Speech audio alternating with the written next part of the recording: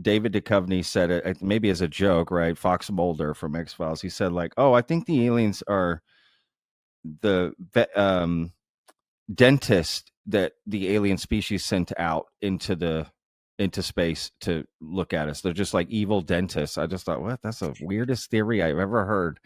I, that's the weirdest theory I've ever heard.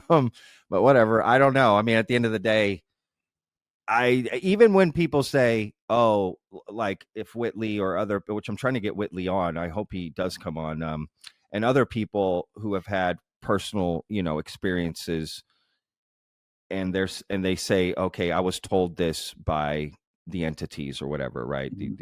I just think, how do you even trust what they're saying to you? Like, how do you know that that's the truth of their species? I mean, we lie as humans all the time, right? If you're trying to get a date, just dating, look at dating. I mean, people lie all the time about who they are, their motivations, their intentions. I just, on a base level, it's kind of not necessarily nefarious, but they couldn't tell us everything they know. Even with their best intent. What if they don't even know everything? What if they don't know everything either? Or what if we don't have the ability to grasp their notion of space-time domination or space-time mastery? 100%. I mean, I think, I know we got to wrap it up. If you and I went back in time 1,000 years, let's say we go back to medieval Europe, and we find the smartest people in town that we can find. I don't know. How much could we tell them about what we know about this world that we live in today? Not very much. It's a great point. Without their heads exploding. Sure. Because I mean, we couldn't. You couldn't. It would be too much. And so, imagine now a different species that's even more than 1,000 years ahead. Maybe.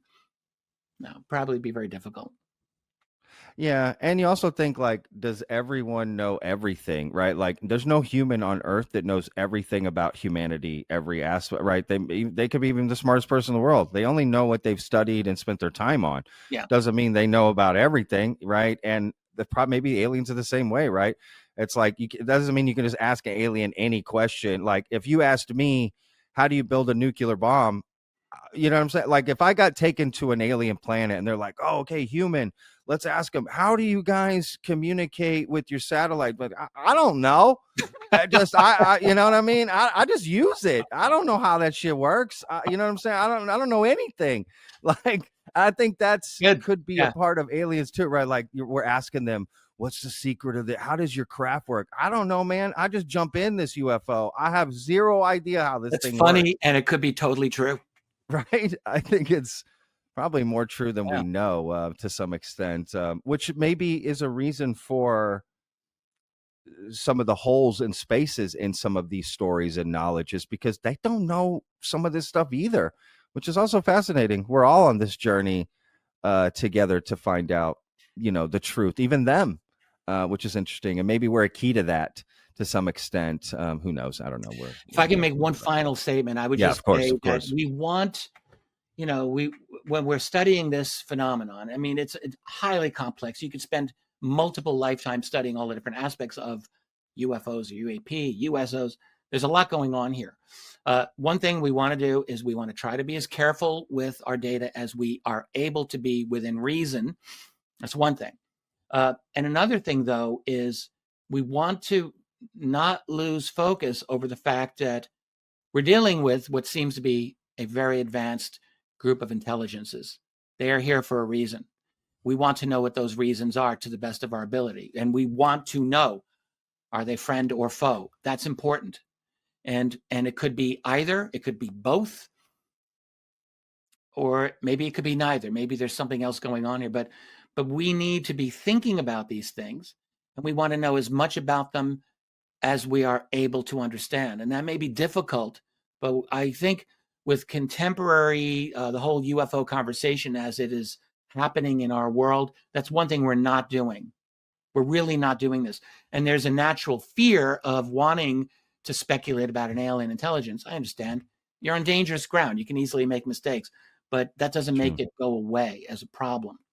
And we should be asking ourselves, who are these guys? What do they want? How long have they been here? What are they doing? And all of these other logical questions, like you're doing counterintelligence.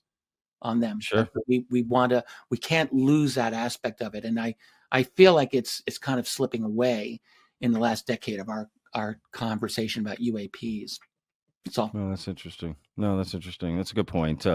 Look, let's end on a positive note here, Richard. What do you expect for 2025, or what are you looking forward to for the rest of this?